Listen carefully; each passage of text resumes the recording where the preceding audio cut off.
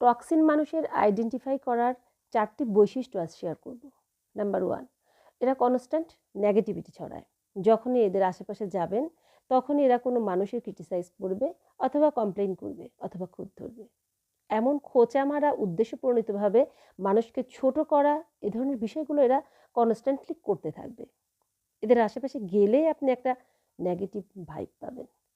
দ্বিতীয়ত, এরা ভীষণ ভালো ম্যানিপুলেটর। কোনো সিচুয়েশনে যখন এরা কোনো যুক্তিতে পারে না তখন এরা ইমোশনকে টেনে আনে, বিভিন্ন ধরনের মেলোড্রামা তৈরি করে এবং এইসব করে এরা ওই সিচুয়েশনের অ্যাডভান্টেজ নেওয়ার চেষ্টা করবে। তৃতীয়ত, ল্যাক অফ অ্যাক্টেবিলিটি। এরা কোনো কিছু দোষ বা রেসপন্সিবিলিটি নেবে না।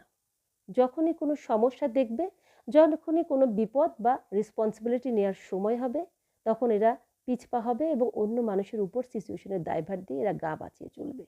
4 নাম্বার হচ্ছে পার্সোনাল স্পেস বলে এদের কোনো শব্দ নাই। আপনি যে বিষয়ে অনেক আনকমফোর্টেবল সেই বিষয়ে কথা বলবে, আপনি যে বিষয়ে অস্বস্তি ফিল করবেন এরা সেই বিষয়ে ঢুকে পড়বে, আপনার পার্সোনাল ব্যাপারে ঢুকে পড়বে, পারিবারিক আলোচনায় ঢুকে পড়বে।